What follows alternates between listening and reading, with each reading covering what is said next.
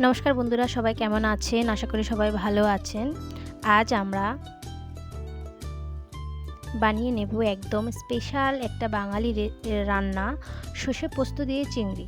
এই বিশেষ রান্নার জন্য লাগে খুব কম উপকরণ, কিন্তু রান্নাটা হবে খুবই সুস্বাদু। চলুন দেখে নিই কীভাবে বানিয়ে নিতে পারেন এই সর্ষে পোস্ত দিয়ে চিংড়ি মাছ। প্রথমে আমি মাছগুলোকে ভেজে নেব। বরাবরের মতোই মাছে লবণ, হলুদ আর আমি হালকা মরিচের গুঁড়ো দিয়েছি।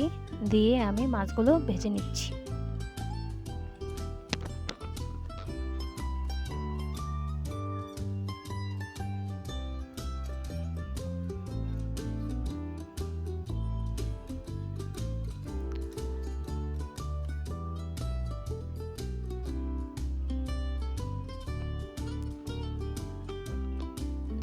মাছগুলো আমার ভাজা হয়ে গেছে। এবার আমি মাছগুলোকে একটা থালাতে নিয়ে নেব।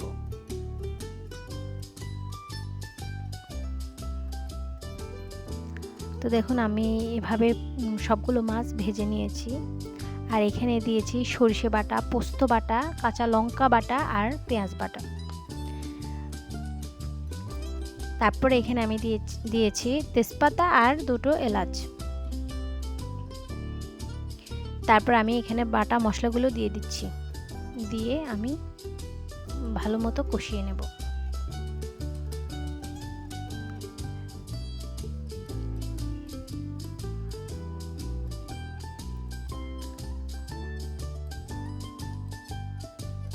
এবার এখানে দিচ্ছি লবণ, হলুদের গুঁড়া আর সামান্য দিয়েছি মরিচের গুঁড়া। দিয়ে মশলাগুলো কষিয়ে নেব।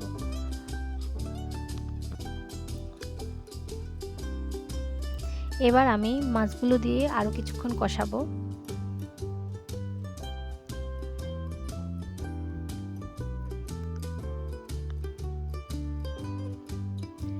সর্ষে চিংড়ি তো অনেকে রান্না করে, তো সর্ষে পোস্ত দিয়ে রান্না করে একবার খেয়ে দেখবেন, খুব টেস্টি হয় এই রান্নাটা।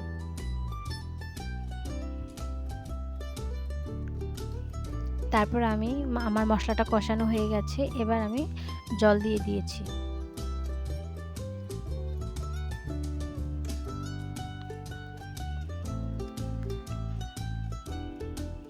তারপর এখানে দিচ্ছি দুটো কাঁচামরিচ আর দিচ্ছি সামান্য চিনি। যারা চিনি পছন্দ করেন না তারা স্কিপ করতে পারেন। তা আমার মনে হয় যে তরকারিতে চিনিটা দিলে তরকারির স্বাদটা একটু ভালো আসে। আর চিনিটা বেশি দেওয়া হয় না, ওটা সামান্য দেওয়া হয়। আর দিয়ে দিচ্ছি শেষে সরিষার তেল।